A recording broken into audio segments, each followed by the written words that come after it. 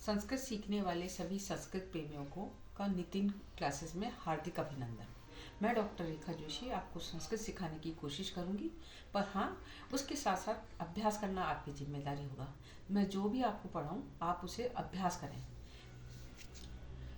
हम हर सुबह उठ के नहा धोकर ईश्वर की शरण में जो वंदना करते हैं प्राय सभी संस्कृत में बोलते हैं, क्योंकि वह सब हम अपने घर के बड़ों को देखकर बोलते हैं। जैसा वो करते हैं मंगलाचरण वगैरह हम वही सीखते हैं, और पर हम उसको कंठस्थ तो कर लेते हैं, लेकिन उसका अर्थ या मूल्यांकन नहीं कर पाते कि क्यों हम यही श्लोक पढ़ते हैं, अन्य क्यों नहीं पढ़ते।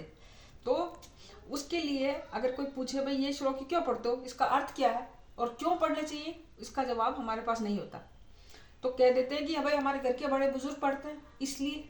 लेकिन बुजुर्ग पढ़ते हैं इसलिए करना क्या सही है?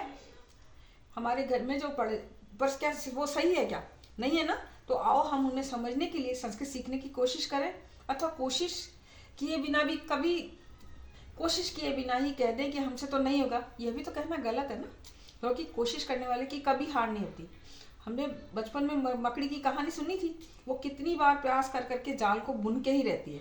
अतः किसी भी भाषा या व्याकरण को सीखने के लिए, किसी भी भाषा को सीखने के लिए हमें उसके व्याकरण को सीखना बहुत ज़रूरी है, क्योंकि बिना व्याकरण के हम उस भाषा को ना लिख पाएंगे, ना समझ पाएंगे और ना समझा पाएंगे। अतः इसके लिए व्याकरण का अभ्यास बहुत ज़रूरी है।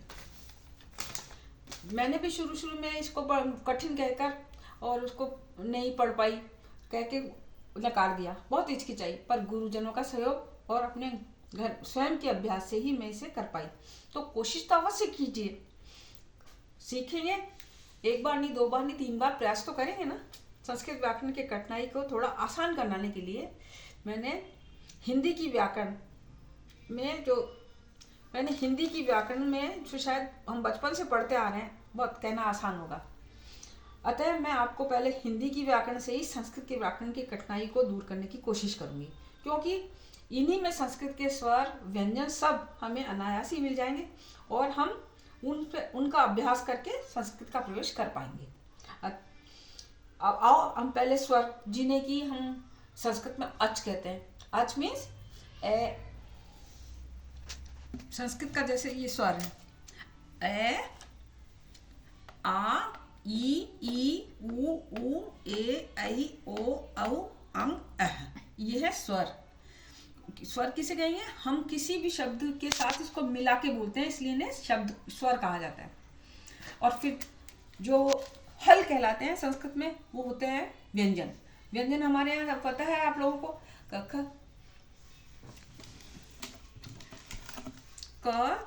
ग, घ, ङ, च, छ, ज, झ, ञ, ट, ठ, ड, ढ, न, क, ख, द, ध, न, प, फ, ब, भ, म, य, व, र, ल, श, श, स, ह, श, त्र, ज्ञ। ये सब हल है। तो इन्हें एक बार दो बार लिखकर और बोलकर याद करना पड़ेगा, तभी ये कंठस्थ हो पाएंगे। चलिए होमवर्क करिए, फिर मिलते हैं और आगे बढ़ने का प्रयास करते हैं।